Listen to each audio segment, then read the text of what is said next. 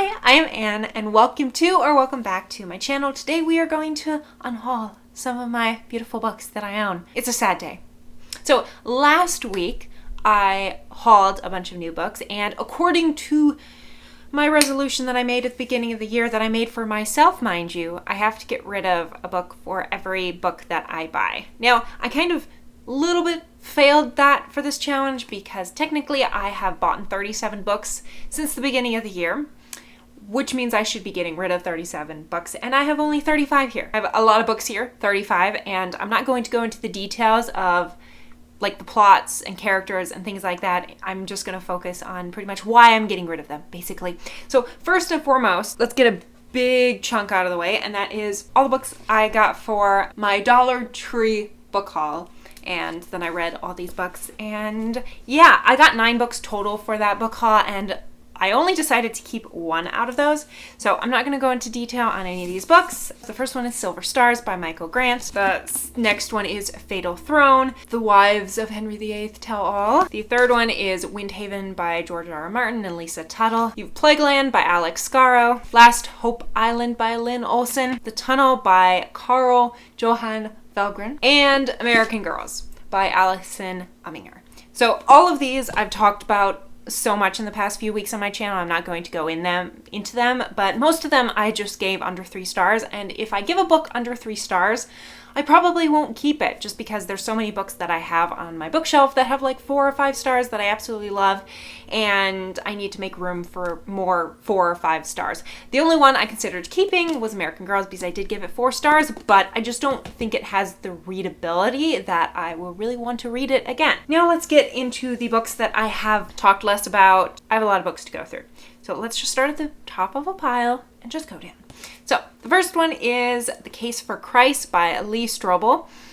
This is a book about a journalist's search for disproving Christendom. He's atheist in the beginning, and then he ends up converting to Christianity. I really enjoyed the movie. I saw it a few years ago and I liked it. I read the book and it was kind of boring. It's pretty much his interview with 12 or so experts on Christianity, which I feel like I should be on his side because I am Christian. I'm Catholic, but I just found it very lackluster. There were a lot of holes in his argument. I just feel like there's so many better arguments out there for Christianity, and this one was just meh. So that's why I'm getting rid of it.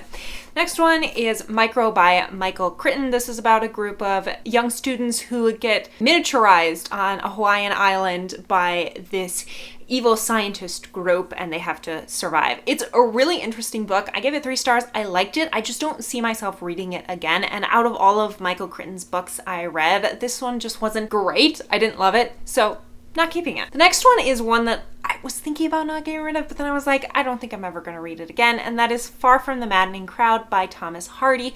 This tells of a young girl, Bathsheba, and she starts to run her own farm, and she has several different suitors around her. The main character is Gabriel, who is this impoverished shepherd, and he just falls in love with her and loves her throughout the entire story, and spoilers, they end up together, but she bothered me a little bit. I think I gave this book 3 stars. I enjoyed it, but it was amazing, and I don't see myself ever reading it again. The next book is The City of Ember by Jeanne Dupreux. This follows 2 young kids, relatively young, they're like 12 or something like that, who live in this world underground. There's been an apocalypse up on the surface, and they live in this city called Ember, but the lights are slowly starting to go out. There's issues with things breaking. It starts off with them receiving their jobs when you turn 12 or something like that. However old they are at the beginning, you are given your job placement. Lena, the girl, wants to be a courier, so she wants to take messages. She loves running throughout the city. And Dune wants to be an engineer, and they end up getting the opposites job, and they end up switching them. So that's how they kind of meet. It's interesting, but I didn't like it enough to continue on in the series, and I've had this for a few years, and I just don't think I'm ever gonna either want to reread it or want to continue on in the series, so I'm getting rid of it. The next one is Snowflower and the Secret Fan by Lisa C. This follows 2 young women that begin to communicate through the secret language of fans. It's set in like 19th century China. I enjoyed this book. And I love the history of China, so it's rare for me to get rid of a book that has to do with history of China. I don't see myself ever reading it again. I don't remember if I gave this 3 or 4 stars. Out there are so many other Chinese novels that I like better that I don't think I'm going to read this again. The next one is another one that I probably should have gotten rid of a while ago, but I want to like this book and I just don't that much, and that is Lord of the Flies by William Golding. If you don't know, this follows a group of boys that get cast away on this island and end up turning into absolute monsters. When I first read this, I was laughing the whole way through because I was like, yes, some of this is how boys act, but this is the most stereotype way of how boys act. Besides those 2 characters, I didn't like it. I didn't find it all that provoking when it comes to like classic novels, and I've read so many better coming-of-age stories, so getting rid of that. Next one is Child of the Owl by Lawrence Yep. I reviewed this last month, and I enjoyed it. It's a coming-of-age story about this Chinese girl who was raised in America and didn't really grow up with her Chinese heritage culture. She ends up moving in with her grandmother and kind of rediscovers her Chinese heritage. It's a cute story, but I don't see myself ever rereading it again. Next one is Finding True Happiness by Fulton Sheen. It's not exactly by Fulton Sheen. It's pretty much a collection of quotes that he said. He was a bishop who had a TV show in the 50s and 60s. Just last week, I hauled this book. I hauled this book of his, and it's a combination of his lectures. But this isn't even like full lectures. They're just like random excerpts of things he said. And I just didn't find any of them that great because it wasn't contextualized. It's just these random things pulled out of his other speeches. Next one is this sushi book. I got this a while ago, and I enjoy making sushi. I got this book to try different recipes, and a lot of these recipes in here have kind of uncommon ingredients or hard to get ingredients, like raw eel. I can't find that easily around here. So I just think, like, if I want to find more recipes for sushi, I can just look on Pinterest. So I'm getting rid of it. Now we got a couple bigger ones. The first one is The Bedford Shakespeare. This one I have kept for a while because I took this class in my first time in college, and I read a bunch of Shakespeare, and I read it out of this one. And it's really cool because it has a lot of pictures of different performances that have gone on the play. It's not even all of the plays of Shakespeare, and you probably can't see over there, but I have the complete works of Shakespeare here. So I already own all the plays, and I was just keeping this for the pretty pictures. But I don't care that much about the history of like each play being put on in the 20th century. So I don't think I'm going to keep this. Next book is Pride and Prejudice and Zombies, the graphic novel. I own the novel version of Pride and Prejudice and Zombies, and I really adored it. I think my sister bought this, and she just decided to get rid of it. The art is pretty. Compared to the book, it's so much better in the book. There's nothing to really like love about this graphic novel. I've just been keeping it because of the pretty art, and I'm like, I shouldn't do that. Next book is another class book that I had a year ago. This is my geology laboratory book. The point is, I don't see myself going back and studying sedimentary rocks. The next one is this one that I found, and it's not really a book, it's more of a fancy notebook of your family tree. And while I love it because it has Victorian pictures, I have not done anything with it for years, and I don't see myself documenting my family tree in a book. If anything, I would document it online, so with Ancestry or something like that. So yeah, not going to keep this either. The next one is this one. So it's pretty much notes on C.S. Lewis's Mere Christianity. It's not Mere Christianity, it's just, I don't know. And I do want to read Mere Christianity by C.S. Lewis. I just was skimming through this when I was like, what books can I get rid of? And I just realized that this doesn't do that great of job answering questions about Mere Christianity and everything. So I just don't think I'm going to keep it. Next book, Literature and the Environment. It's a very old textbook I have, and it's interesting enough. I read excerpts of it in my nature and literature class I took. And I've had this for like 5 or 6 years at this point, and I have never read from it, and I've never felt the urge to read from it, and here's the problem. It's a lot of excerpts of different books. So yeah, it's a great way to be exposed to different writers and new writers that I don't know of. But because it's not the full books and it's not the full stories, I just don't want to keep it. Next one is Similar Reasons, Constructing Nature, Readings from the American Experience. Again, this is excerpts with like questions at the end. The next one is The Complete Persepolis by Marjane Satrapi. And this book is a graphic novel that follows this young woman's experience growing up in Iran during the revolutionary era from like the 70s, I think, up to the 90s. I gave this, I think, 3 stars. I don't remember. I enjoyed sections of it, but I don't see myself ever reading it again, so I'm getting rid of it. Next one is The 1000th Floor by Catherine McGee. Whew, I give this like 1 star. I really just like this book. So this was a no-brainer for me to get rid of. It pretty much follows this group of young people in this 1,000-story dystopian building where like if you're lower down, then you are poorer, and if you're higher up, you are wealthier. Follows people from both the higher levels and the lower levels, and it's very YA teen angsty, and I really dislike that. There's some elements that are fun. It's also, I discovered at the end of the book, that it's the first book of a series, and I don't want to continue on this series. I did not like this book. I'm not going to keep it. A good cover does not make for a good book. Oh, and I guess Vanguard by Jack Campbell got mixed up in the other stuff where that goes in the Dollar Tree haul. So yeah, again, I DNF'd it. It's just not my type of book. Next one is Idiots First by Bernard Malamud. It's a collection of short stories which are very derogatory towards a lot of people. I talked about it more when I reviewed it, and I don't remember what month. It was in my wrap up a few months ago. I don't remember, but I really didn't like it. It's very derogatory towards like Black people and mentally disabled people. I just don't want to read books like that that are like very condescending to people. Next one is Colonial American History. I have a lot of textbooks from my different college classes about history in general, and this one I just really didn't like. Out of all of the ones I have, most of them are general and really good as references, but this one is kind of a collection of essays of different parts of the colonial world, and then they include primary sources at the end, and I just don't see myself wanting to read this again. I didn't like a lot of the topics they chose, so yeah, I'm getting rid of it. Next one is Imperial Woman by Pearl S. Buck. I accidentally bought 2 copies of this from the Goodwill. You can see behind me, this one is also Imperial Woman. So I just have 2 copies of it. The other one has the dust cover, which is why I'm keeping it. They're very old copies, which is why I bought it. I accidentally bought 2, and I just don't want to have 2 of any book around. Next book is Percy Jackson and the Olympians by Rick Riordan.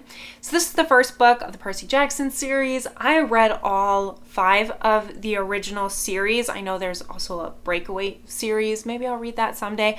I loved this first book, and I think I gave it 4 or 5 stars. I really enjoyed it. It's just a fun, really fun middle grade book, but second and third books were just so bad. I almost didn't finish the series because of how bad those 2 books were. But then I really liked the one about the Labyrinth Maze, and then the last Olympian, the final one in the series. I really enjoyed that too. But I don't see myself getting into the series a lot or wanting to own all of them. So especially since I can get them on audiobook from my library, or I can get them on ebook from my library. So I don't see why I should keep it. Oh, the next one is the first 2 books of The Girl with the Dragon Tattoo by Stieg Larsson.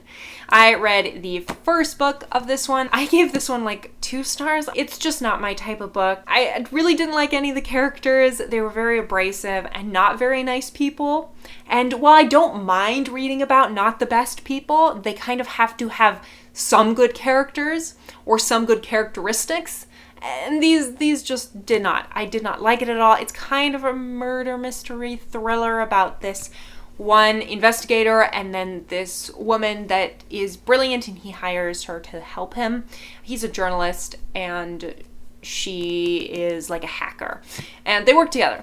But I really didn't like this first book, decided not to continue on in this book, so I'm getting rid of them both. The next one is The Last Neanderthal by Claire Cameron. Again, I talked about this a few months ago in one of my reading wrap-ups, and I read it. It's about this parallel time of this Neanderthal back thousands of years ago, surviving and living with her family. She's called Girl, I think that's her name. And then it also follows this anthropologist, historian, archaeologist lady in the current age who's pregnant, and she is digging up the bones of this girl. So, interesting story.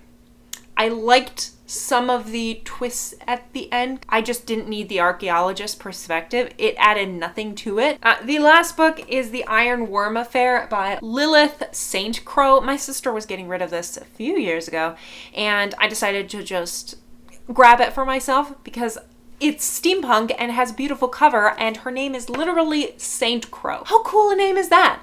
And then I tried to read it and I ended up DNFing it, and yeah, I don't think it's for me. Finally, we have only 2 books left. These books I actually read this month. I'll talk more about both of these in my reading wrap-up for this month. So the first one is Dorothy Must Die by Danielle Page. This is the first book in the Dorothy Must Die series. I'm currently on the 3rd book. The second book was a massive disappointment. I really enjoyed this book. It's pretty much a retelling or a sequel to The Wonderful Wizard of Oz. It follows this girl, Amy Gum, who is from Kansas, and she grew up in a trailer park and has been bullied her entire life. She ends up being sucked up into a tornado and taken to Oz, and she finds out there that Dorothy has taken over the world along with Glinda, the good witch. And there's this order that is out to kill Dorothy. And so Amy Gum is recruited into this group to try to kill Dorothy. I really enjoyed this first book. It definitely at times falls into teen tropes, but for the most part it doesn't. So you might be asking, well, why are you getting rid of it if you really enjoyed it? I gave this 4 stars. I just don't see myself ever rereading this series once I finish it, and also because I really disliked the second book. I think I gave it 2 stars. I was really disappointed in it compared to this one. The last one I just finished today, and I'm very salty about it because I really disliked it, and that is Walden. I hate this classic. This may go down as being my least favorite classic of all time. I hear everybody praise this book as being amazing, and I've owned this book for a few years, and I've tried to get into it several times, and I just never have been able to, and now I know why, because Thoreau is a pompous ass. I will rant more about this in my reading wrap-up, but pretty much the story follows Thoreau as he went to live in the wilderness for 2 years. He's so condescending to everybody. He thinks he knows the best. He thinks he's found the real good life, and yet he literally is so privileged. He is able to just go into the wilderness, leave behind everything, and just build his own house. He gets his own friends to give him all the equipment to build the house, and he doesn't have to work extremely hard to survive. And then he just condescends to everyone around him, like, why aren't you living this simple life in the nature? I get that some of the themes in this book are good. For example, maybe living in the cities and being completely detached from nature isn't a good thing. Maybe we should be more part of nature and understand it and, appreciate the beauty of just sitting in nature silently and listening to birds sing. So I understand that some of the themes are good, but he's just such a horrible person. Anyway, I'm kind of salty about this book because I just finished it today, so I'm definitely going to get rid of it today. I'll try to give a calmer, more concise review at the end of the month. Those are all 35 of the books I'm getting rid of. I'm still hoping to find 2 more to get rid of somehow. I reorganized my bookshelves. You can probably see behind me. I have a whole new setup. I have a plant behind me. So next week I'm going to be doing 3 book tags. People keep tagging me in book tags, and I feel bad because I am horrible at getting to book tags. If I don't feel like it, I just won't do it. So some of these people tagged me a month or 2 ago. All of these are at least a month old, which I feel really bad about. But I'm finally doing it, and so next week, look out for some fun book tags. Thank you so much for watching. We recently reached 250 subscribers, which just a month ago, and I looked at my channel to make sure because I was like, there's no way it's been a month. It has to be a few months. But no, we went from 150 subscribers a month ago to 250 subscribers in 1 month. So thank you so much, everyone, for just stumbling upon my channel and thinking it's interesting enough to subscribe to. So thank you so much. And if you enjoyed this video, like, subscribe, hit the bell notification to be notified when I post. I post every Saturday at 6 p.m. Eastern time. And I will see you all in the next one. Have a great week. Bye!